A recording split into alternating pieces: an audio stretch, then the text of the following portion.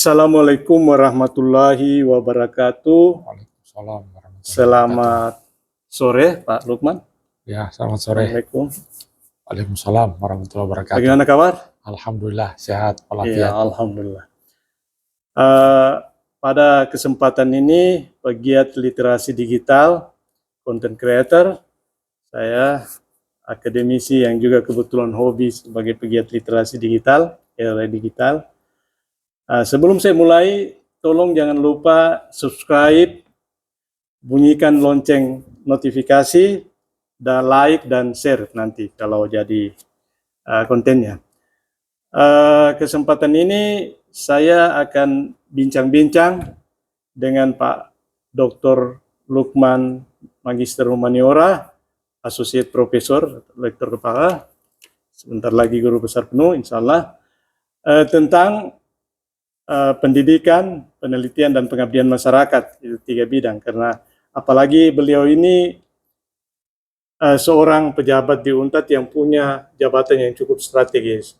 Beliau pernah wakil dekan, pernah jadi dekan, kemudian mantan wakil rektor bidang akademik, dan sekarang ketua lembaga penelitian. Bahkan sebelumnya waktu mahasiswa sempat jadi ketua senat. Ya, beliau ini sosok yang figur yang hebat ya. Saya idolakan, termasuk sahabat saya. Kita akan bincang-bincang terkait, saya lihat konteks UNTAD dulu. Ya. Kemudian kita masuk ke FKIP ya, sebagai salah satu fakultas. Ini sebenarnya UNTAD ini disnatalisnya yang tepat ini, disnatalisnya tahun kelahirannya sebenarnya tahun dan bulan berapa, Pak? Ya, jadi memang tahun kelahiran UNTAD itu berangkat ketika terbit SK Presiden tentang pendirian Universitas Tadulako pada tanggal 14 Agustus tahun 1981. Sementara di beberapa fakultas mereka memilih penetapan disnatalisnya itu ketika masih berstatus swasta, sehingga terkesan bahwa fakultas ini lebih awal lahir dibanding universitas, padahal sebetulnya tidak. Jadi beda titik start dalam menentukan perjalanan sejarah. Tapi meskipun UNTAD memilih tahun kelahiran pada tanggal 14 Agustus sesuai dengan terbitnya SK Presiden pada tahun 1981, tetapi dalam banyak narasi selalu menjelaskan tahapan-tahapan dan proses perjalanan Universitas Tadulako hingga menjadi perguruan tinggi negeri secara otonom. Nah, makanya itu beda. Sering orang bertanya, kenapa fakultas lebih lama, lebih tua dibanding universitas? Ya, karena itu tadi beda titik start dalam menentukan pilihan tahun kelahiran institusi itu. Nah, saya kira di situ letak masalahnya. Nah, kalau kita memang sepakat bahwa itu kita mulai dari masa swasta, tentu usianya lebih lama ya, seperti FKIP ini memilih usia karena di itu masa swasta, maka sekarang ini berusia 60 tahun.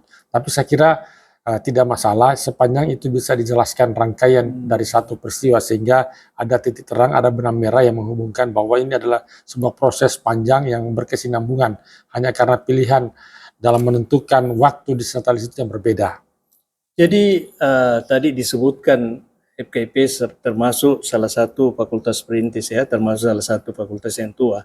Jadi ada juga non pendidikan, non FKIP kalau tidak salah ya, kita sebutkan yang tertua, FISIP, ekonomi, pertanian, peternakan.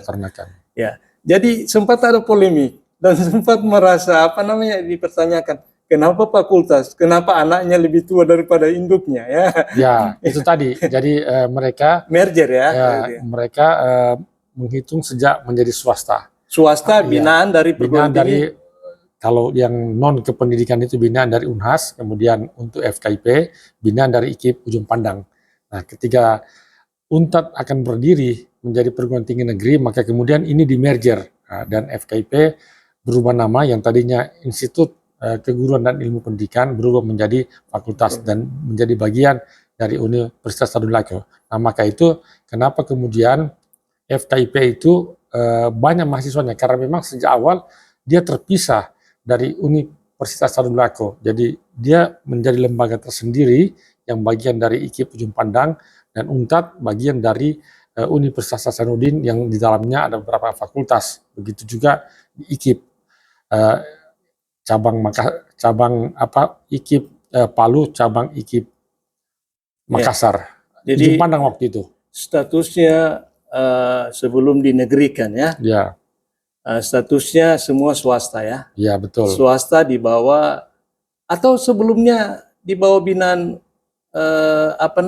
Unhas dengan IKIP Makassar, Ya. itu swasta ya? Ya, jadi fasenya itu fase swasta, kemudian berkembang di bawah binaan Unhas dan IKIP Ujung Pandang, lalu kemudian menjadi perguruan tinggi otonom berdiri sendiri dan menjadi perguruan tinggi negeri yang tadi itu di merger IKIP dan UNTAD, dan namanya tetap menjadi Universitas Tadulako. Jadi tepatnya sudah 60 tahun ya? Ya, untuk FKIP ya, karena menghitung sejak kelahiran IKIP.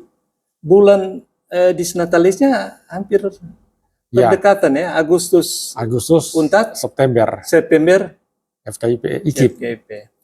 Oke. Kita masuk ke event peringatan Disnatalis FKIP ke-60. Iya, betul. Usia 60 tahun sudah cukup tua ya? Ya, cukup tua. Kalau ibaratkan dosen itu sudah hampir pensiun. Sudah hampir pensiun, lektor kepala atau guru besar ya? Tinggal 5 tahun. Tinggal 5 tahun kalau. Satu-satunya, salah satu ya, di UIN juga punya tarbiyah, fakultas tarbiyah. Nah, kita punya, saya kira kalau Pak Ketua pernah mengikuti berita bahwa ada assessment, penilaian untuk mutu atau kualitas pendidikan di seluruh dunia yang diselenggarakan oleh organisasi OECD ya, negara-negara kerjasama bidang ekonomi, termasuk Indonesia. Indonesia menempati tahun 2018, Indonesia menempati urutan ke-71 dari 79 negara, tapi tahun 2022 ada kenaikan, ya, meningkat. Ya. Jadi kalau kita bicara PISA adalah assessment untuk literasi, ya, baca tulis, dan matematika dan sains. Numerasi ya. Indonesia masih berada di urutan yang bahkan nilai matematika dan literasi sempat turun. Misalnya untuk literasi, tadinya sempat, kalau saya tidak keliru, 36 sekian, kemudian turun sampai 359 yang terakhir. Begitu juga matematika, ya, meleset dari target. Kira-kira siapa yang bisa bertanggung jawab dalam hal ini untuk mutu pendidikan? Apakah FKIP, LPTK, atau pemerintah, atau kita? Iya, yang jelas kita bersama, tapi ujung tombak dari.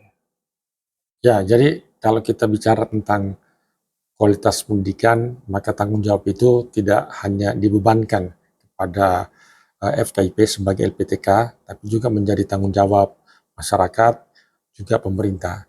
Dan memang FKIP ini menjadi institusi yang memiliki mandat, yang memiliki kewenangan untuk merekrut, memproses, dan menghasilkan guru. Sehingga FKIP sangat strategis peranannya dalam membentuk kualitas pendidikan, karena bagaimanapun saya kira peran guru itu sangat sentral, peran guru sangat strategis dalam membangun pendidikan. Nah, karena itu saya berkeyakinan ke depan pendidikan kita ini akan lebih baik. Karena kenapa?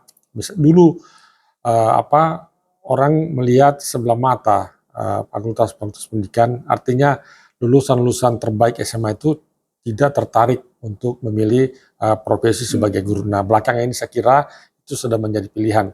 Bahkan untuk menjadi guru tidak secara otomatis ketika sarjana pendidikan, tapi harus melewati tahapan-tahapan yang disebut dengan pendidikan profesi guru untuk bisa mendapat lisensi sebagai guru. Ini kan bagian dari upaya meningkatkan standar kualitas orang-orang yang akan menjadi guru. Nah, dengan demikian ini akan berpengaruh, akan berdampak pada perbaikan pendidikan, karena nanti yang jadi guru itu bukan lagi sekedar kalah dalam persaingan, tapi betul-betul orang yang terseleksi, orang-orang pilihan yang memang ada panggilan nurani untuk terlibat dalam proses mencerdaskan anak bangsa. Iya, bagus sekali. Jadi kalau kita bandingkan dengan sistem pendidikan, kebijakan pendidikan tinggi lalu dengan di bidang LPTK, FKIP ya, kurikulum lama. Kalau dulu kan yang FKIP, IKIP, dia pendidikannya sudah include di situ. Jadi selesai mahasiswa dapat 2 ijazah, satu ijazah pengetahuan dan satu pedagogi, profesi. Tapi kalau sekarang ada pendidikan profesi dan ditinjau kembali sehingga seperti kita lihat kalau mau jadi notaris harus pendidikan profesi, kalau dia sarjana hukum. Kalau mau jadi apoteker, sarjana farmasi harus ikut profesi. Termasuk dokter juga. Termasuk dokter ya, sarjana kedokteran mau jadi dokter profesional harus ikut KOAS, ikut pendidikan profesi. Nah, di PPG ya, jadi selesai SPD tidak harus jadi guru, tapi dia selesai kalau dia mau jadi guru, dia harus masuk pendidikan profesi ya, PPG. Ada 2 jalur. Yang sudah jadi guru namanya PPG dalam jabatan. Yang belum jadi guru namanya PPG prajabatan. Yang sudah guru mereka punya pengalaman. Yang dipoles tinggal kemampuan teknologi pembelajaran. Sebab dulu untuk menjadi guru gampang.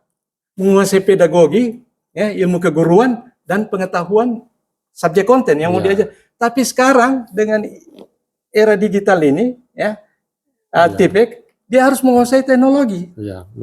Betul. Itu sehingga kalau mahasiswa prajabatan, ya, PPG, mungkin anak-anak muda kuasai teknologi. Itu kira-kira gimana? 2 kelas ini, PPG dalam jabatan dan prajabatan. Kalau menurut Pak Dokter. Ya memang ini masalah ya, guru-guru yang sudah tua itu sudah relatif terbelakang dalam penguasaan teknologi. Tapi itu tidak bisa dibiarkan begitu saja. Harus dilakukan upaya-upaya agar mereka bisa paham, mengerti, dan bisa mengaplikasikan teknologi. Karena kebutuhan dan keterampilan terhadap pemanfaatan teknologi bagi seorang guru itu tidak bisa ditawar-tawar, tidak bisa dielakkan, itu menjadi satu keniscayaan. Nah, karena itu guru pun harus selalu di-upgrade, harus selalu dikembangkan, harus selalu diberdayakan, harus selalu dilatih.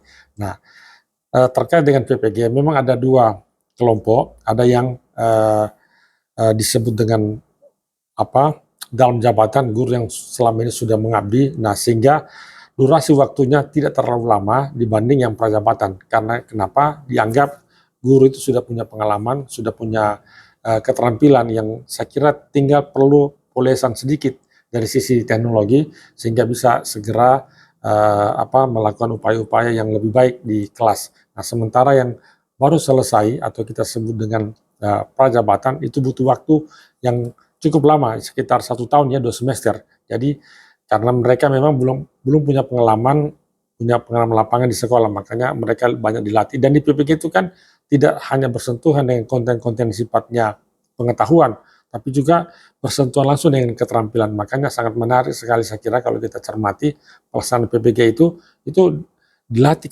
keterampilannya, dilatih pengetahuan yang betul-betul bisa diimplementasikan ketika nanti akan menjadi guru. Ya, jadi kita masuk teknologi era ya, digital teknologi, ya, cyber teknologi. Ini seakan-akan kebijakan pemerintah pusat menyeragamkan ya, memang harus kan, mau tidak mau harus diikuti. Tapi kan misalnya ya kita alami guru-guru yang di pedalaman ya, di daerah terpencil yang infrastruktur kelistrikan dan pemancar BTS belum ada. Kemudian mau tidak mau harus menggunakan TIPEK, Technological Pedagogical Subject Content Knowledge ya, teknologi pengajar. Nah, bagaimana menurut Pak? Jadi memang tidak bisa kita seragamkan karena wilayah kita ini kan tersebar di berbagai daerah terpencil, di pelosok terluar dan macam-macam, sehingga penyeragaman itu menjadi sesuatu yang tidak adil karena keterbatasan infrastruktur di daerah-daerah tertentu membuat sekolah mereka tidak bisa setara dengan sekolah-sekolah yang ada di perkotaan yang serba memiliki fasilitas. Nah, makanya memang sekarang ini kan ada program yang memberi insentif lebih besar kepada lulusan atau yang mau jadi guru di daerah-daerah terpencil itu dapat insentif yang lebih besar. Kenapa? Karena dibutuhkan keterampilan yang lebih dibanding yang ada selama ini di daerah-daerah. Nah, saya kira tentang infrastruktur yang tidak merata. Nah, ini juga berdampak pada ketimpangan pendidikan. Nah, jadi karena itu tidak bisa diperlakukan secara sama-sama, secara merata antara satu tempat dengan tempat lain karena beda infrastruktur. Jadi harus kita melihat kondisi real yang ada di tempat itu, kemudian kita berlakukan. Tapi tidak berarti bahwa anak-anak yang dari pelosok itu terbelakang. Ada juga beberapa saya kira meskipun mereka dari daerah pedalaman yang jauh dari pusat kota, ternyata ketika mereka berkompetisi misalnya di kota, ternyata bisa menunjukkan kemampuan yang luar biasa. Jadi sangat personal juga sifatnya. Ya secara kolektif memang itu punya pengaruh terhadap proses pendidikan, tapi secara personal itu tidak jarang muncul anak-anak dari pelosok yang dari jauh dari kota, ternyata punya kemampuan lebih, punya prestasi yang bisa menyamai bahkan melebihi anak-anak di kota. Iya, oke, menarik. Terkait kebijakan pendidikan, ya, Undang-Undang Pendidikan Nasional saya kira sangat menarik untuk kita kaji dari perspektif kebijakan sebagai instrumen kebijakan. Kita lihat bahwa ini kebijakan pendidikan, ya, sistem pendidikan di Indonesia kita lihat hampir selalu ditinjaukan berubah. Kita lihat ada sekolah inti, kemudian ada sekolah bertaraf internasional, RSB, kemudian terakhir sekolah penggerak. Ya. Kemudian kurikulum juga berubah-ubah sejak kemerdekaan sampai sekarang. Hampir setiap ganti menteri, ganti kurikulum. Ada kurikulum KTSP, kurikulum 2013, dan terkait kurikulum Merdeka. Bagaimana menurut? Jadi saya kira memang kurikulum itu dinamis. Kurikulum itu kan tidak statis. Dia selalu bergerak sesuai dengan kebutuhan, selalu mengikuti dinamika yang terjadi, sehingga dia perlu selalu berubah. Nah memang yang masalah itu kalau durasi waktu implementasi kurikulum itu relatif singkat, kemudian berubah lagi. Bahkan terkesan rubah menteri, rubah kurikulum, karena setiap menteri punya pandangan lain, punya perspektif berbeda, maka kemudian dirubah lagi kurikulum. Sehingga ada yang tidak sempat secara utuh, secara paripurna mengimplementasikan K13, kemudian harus berpindah lagi pada kurikulum Merdeka. Ini juga jadi masalah saya kira. Nah, tapi saya kira perubahan kurikulum itu yang harus kita pahami menjadi satu keniscayaan. Tidak bisa kita tawar-tawar, tinggal kita perlu pikirkan seberapa lama kurikulum itu bisa bisa kita pertahankan dan tetap menjawab kebutuhan tantangan yang ada di sekitar kita.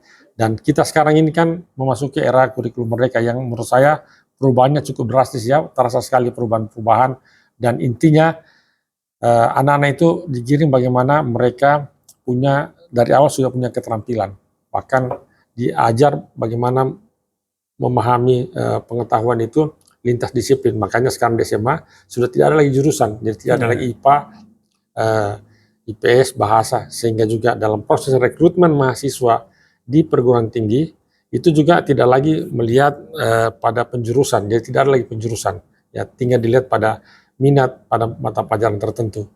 Ya, itu saya lihat di KOPI, ya, referensinya, rujukannya di luar negeri. Australia, di negara-negara maju sudah lama ya kan begitu. Jadi mahasiswa itu kayak mahasiswa, dia misalnya mau programkan mata kuliah pelajaran jadi tertarik dengan seni atau misalnya biologi dia pergi ke kelas sana. Tidak terikat pada prodi atau jurusan, ya. Nah, ini menarik, Pak. Kemudian kita juga kenal barusan ada kebijakan zona, ya. Jadi sekolah dibuat zonasi, ya. Apakah dari perspektif pemutuan pendidikan itu sistem zonasi itu termasuk ekualitas, berkeadilan untuk mewujudkan pendidikan yang inklusif? Kalau misalnya ada yang mau masuk di Al-Azhar tapi dia tinggal di Perdos, zonasinya di luar, bagaimana? Zonasi ini kan berlaku pada sekolah negeri ya, tidak zonasi Oh, tidak, swasta, iya betul. ketat pada swasta. Misalnya contoh, Ya, misalnya SMA 1. SMA Al-Azhar itu tidak dibatasi oleh zonasi. Ya, dia Bahkan kecuali swasta ya. ya, bahkan mereka sejak awal sebelum pengumuman kelulusan sudah merekrut siswa SMA, siswa SMP untuk masuk SMA sehingga mereka bisa menemukan siswa-siswa terbaik lulusan SMP.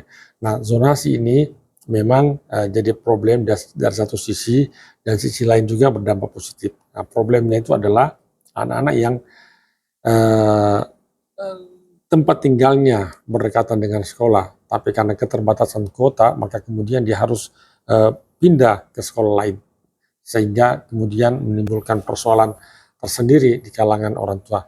Tapi ada juga dampak bagusnya sebetulnya, karena sekolah-sekolah yang tadinya kurang terisi karena tersedot semua di sekolah-sekolah favorit, maka kemudian sekolah-sekolah ini terisi karena anak-anak menyebar, dibatasi jumlahnya di sekolah-sekolah favorit. Nah, cuma itu tadi, keinginan orang untuk masuk di sekolah favorit itu menjadi terbatas karena dibatasi oleh wilayah, tapi kemudian kesempatan sekolah-sekolah untuk menerima siswa dalam jumlah yang lebih banyak itu juga menjadi terbuka. Nah, sekarang yang manfaat kita lihat sekarang beberapa sekolah yang sebelumnya sebelum zonasi ini diterapkan terbatas jumlah siswanya, sekarang sudah mulai lebih banyak. Nah, itu saya kira Merata ya. ya dampak positif Oh, ada dampak positif ya. zonasi ini. Ya. Betul. Saya kira itu juga yang perlu karena selama ini masyarakat menyoroti, apalagi orang awam yang tidak paham, dia pikir itu kebijakan yang jadi merugikan. Dengan zonasi ini kan banyak sekolah yang tadinya kekurangan siswa menjadi banyak siswanya. Nah, karena tadi itu tidak semua ditampung di sekolah-sekolah negeri, jadi dibatasi dan mempertimbangkan pada wilayah tertentu, tentu jumlahnya terbatas. Nah, ketika tidak terakomodir, maka kemudian dia akan sekolah pada pada sekolah-sekolah tertentu yang ada di sekitar tempat tinggalnya, sehingga memberi kesempatan bisa menambah jumlah siswa pada sekolah-sekolah lain selain sekolah-sekolah menarik favorit. Pak Lukman. Jadi terkait rekrutmen siswa ya, kalau kita lihat bicara konsep pendidikan ya, kalau dianalogikan seperti di industri ya, kita di pendidikan ya, jasa ya, servis pelayanan. Di industri ada input, ada proses, ada output. Ya, betul. Dianalogikan dalam pendidikan. Nah, sekolah atau lembaga institusi pendidikan, sekolah-sekolah yang maju, katakan Al-Azhar, ya, mungkin Karunadipa, ya, itu rata-rata kualitasnya ya unggul ya, walaupun swasta ya. Namun ada pendapat begini, mereka unggul, kenapa? Karena inputnya sudah unggul. Kan betul. Ada ungkapan garbage in, garbage out. Kalau itu yang masuk sampah, yang keluar juga sampah. Kalau itu yang masuk emas, yang keluar jadi emas. Nah, ada yang bilang, ya Al-Azhar, Karunadipa itu bagus karena inputnya yang masuk itu yang sudah bagus. Karena dia menerima sebelum sekolah lain menerima. Bagaimana menurut Anda? Ya, saya kira memang yang pilih Al-Azhar itu pada umumnya anak-anak yang sudah pintar di tingkat SMP untuk masuk SMA. Kenapa?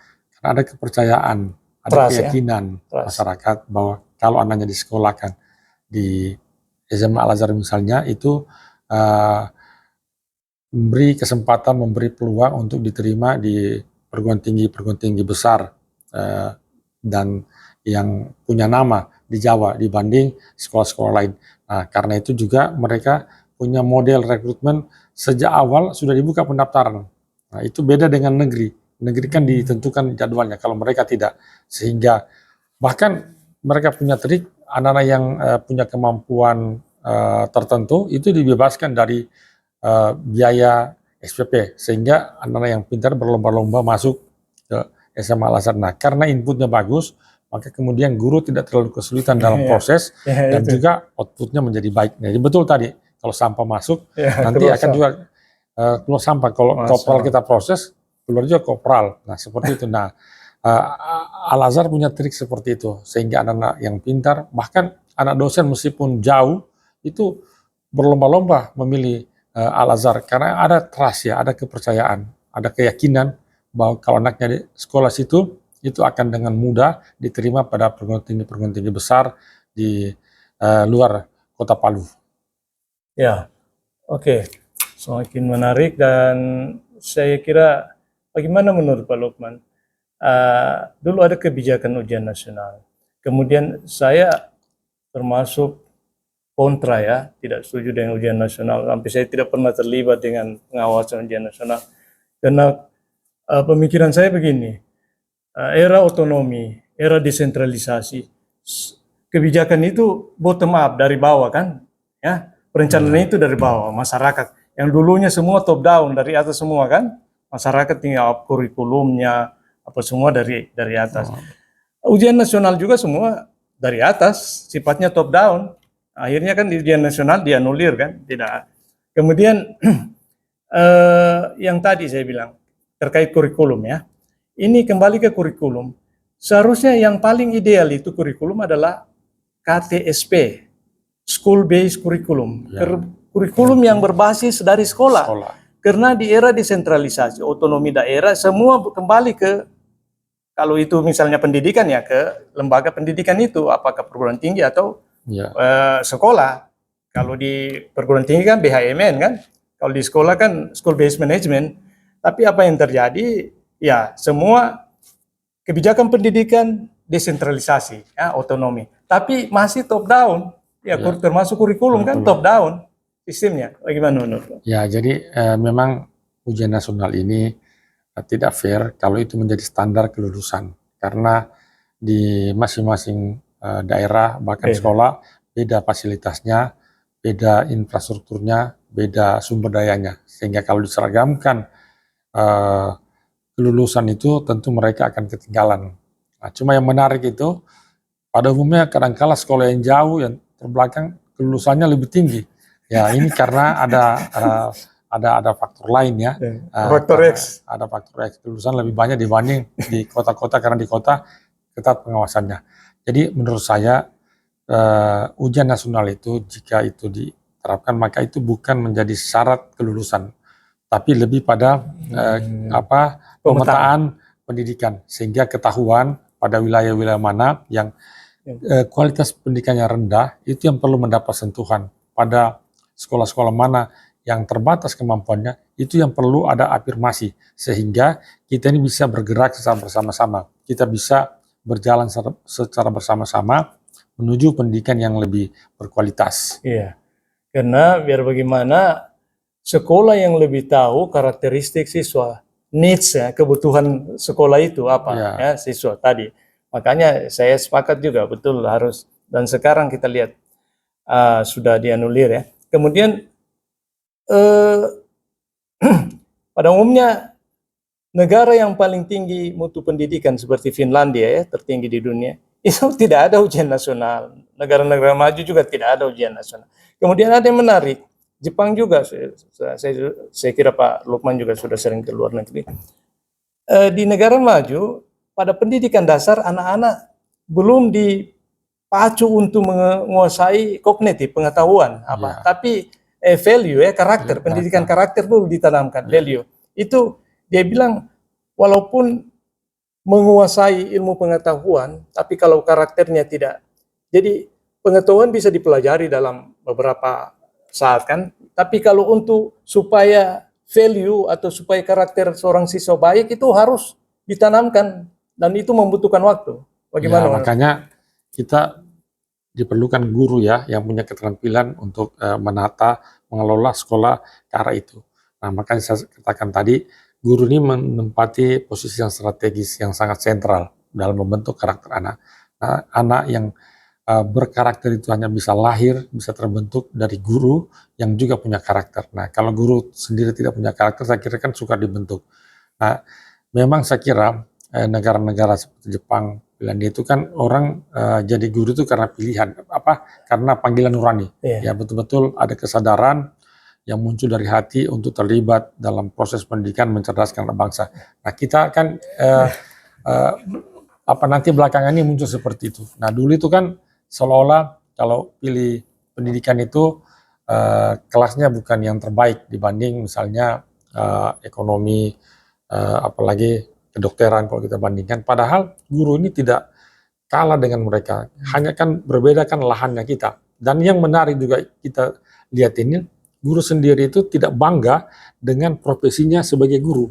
Dibanding misalnya dokter, betul-betul bangga dia sebagai dokter. Nah kita lihat, misalnya kalau guru itu punya anak pintar, cerdas, punya kemampuan yang luar biasa, itu sukar kita temukan guru itu menyampaikan pesan kepada anaknya, nak kamu ini pintar, punya kemampuan lebih, Bapak berharap agar kamu kelak masuk LPTK agar bisa jadi guru dan bisa melebihi kemampuan Bapak. Pasti kalau pintar anaknya, pilihannya bukan ke FKIP, balik ke kedokteran. Nah, beda kalau kedokteran, anaknya dia didik. Nah, kalau kamu nanti, Bapak berharap kalau kamu nanti bisa jadi dokter melebihi Bapak, apapun permintaan kamu akan Bapak penuhi, asal kamu bisa pilih kedokteran nanti kelak melebihi kemampuan Bapak. Nah, kita guru itu masih muncul seperti itu. Kalau anak kita pintar, punya kemampuan yang lebih, itu jarang kita giring dia untuk juga bisa menjadi guru seperti dirinya ini. Nah, jadi itu yang perlu juga kita bangun sebetulnya ya kepada guru agar supaya tumbuh satu kesadaran bahwa guru ini adalah pilihan yang tepat, pilihan profesi yang mulia dan betul-betul punya tanggung jawab besar, punya peran yang strategis dalam rangka membangun pendidikan, dalam rangka melahirkan generasi yang bermutu. Iya, jadi menarik. Ya, kalau kita kembali rata-rata dosen-dosen FKIP, LPTK, IKIP, anak-anaknya kuliah di non keguruan kan, makanya yang terkait dulu ya perspektif lama ya, cenderung masuk ke non keguruan, non kependidikan kan. Tapi sekarang justru jadi LPTK, ya PGSD, prodi bahasa Inggris, PJKR, itu berduyun-duyun orang lamar ke sana ya. Bahkan tinggal di, ini kan menarik karena berubah paradigma, apalagi ada sertifikasi guru.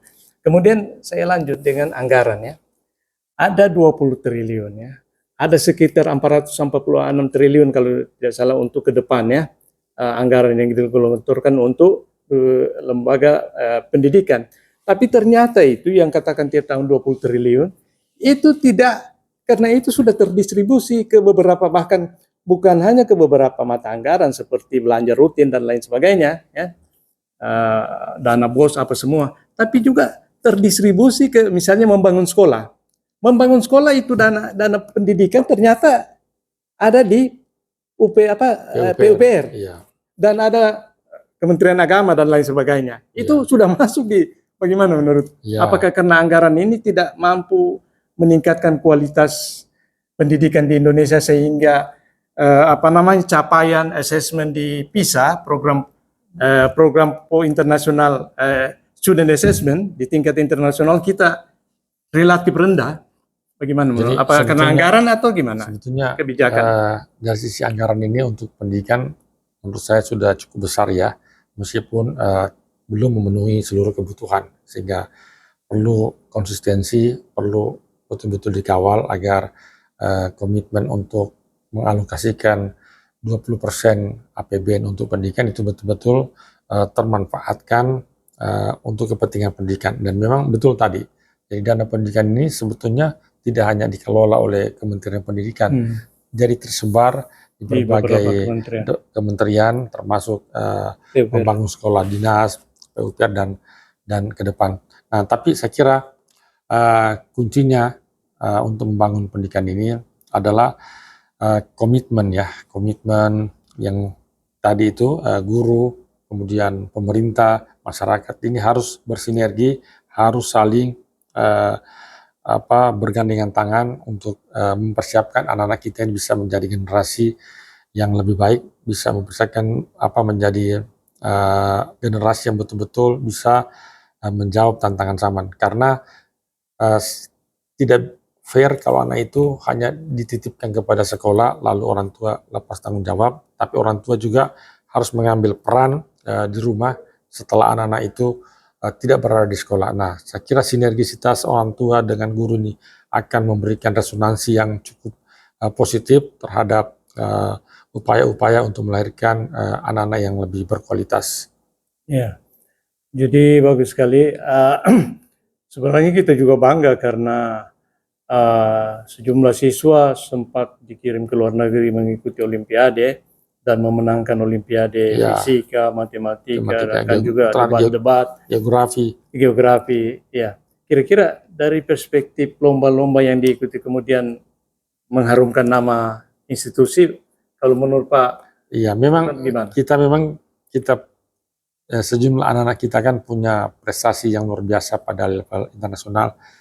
Cuma memang tidak banyak jumlahnya kalau dibanding dengan jumlah yang mendapat kesempatan dan mengharumkan nama negara kita di internasional dengan jumlah anak-anak yang ada di belakangnya. Nah itu saya kira yang perlu kita dorong. Jadi ada ketimpangan anak-anak kita yang pintar itu, yang punya kemampuan lebih, bisa berkualitas secara internasional, jumlahnya tidak banyak. Sementara yang di bawah ini jumlahnya lebih besar. Nah ini mestinya harus ada upaya-upaya yang lebih serius ditangani agar supaya pergerakan ke arah itu bisa dalam jumlah yang masif, sehingga anak-anak yang pintar di Indonesia ini betul-betul jumlahnya lebih besar, bukan hanya pada orang-orang tertentu yang bisa menunjukkan prestasi terutama pada lomba-lomba pada event internasional. Iya. Ada closing statement? Ya, saya kira menurut saya pendidikan ini akan lebih baik jika guru, orang tua berkolaborasi secara bersama-sama, mengawal ya? dan memperhatikan dan meluangkan waktu untuk mendidik anak-anaknya di rumah untuk guru, di sekolah untuk guru, di rumah untuk orang tua. Pesan untuk Disnatalis? Ya, saya berharap dengan Disnatalis ke-60 FKIP semoga bisa melakukan refleksi, melakukan perenungan untuk kemudian menata kembali, merevitalisasi kembali peran FKIP dalam bidang pendidikan, terutama perlu bertransformasi menjadi satu institusi yang juga terlibat dalam upaya penyiapan guru-guru kejuruan yang selama ini menjadi masalah, juga menjadi kendala di persekolahan. Nah, saya kira FKIP ke depan perlu berpikir ke arah itu, tidak hanya menyiapkan guru-guru di sekolah umum, tapi juga pada sekolah-sekolah kejuruan. Ya, terima kasih Pak Lukman, mantan dekan FKIP periode tahun 2019 ya? Iya. 2016. Ya, jadi warga 2016 ya. Sudah bincang-bincang, memberikan gambaran perspektif, ya, masukan, rekomendasi, inspirasi, ya. Saya teringat ada ungkapan dari Presiden Afrika Selatan Nelson Mandela. Beliau katakan education is a powerful weapon that can change the world. Jadi pendidikan adalah senjata yang paling kuat yang bisa merubah dunia, dan kita lihat melalui pendidikan dunia berubah menuju kemajuan teknologi, menuju kemajuan berbagai bidang, ya.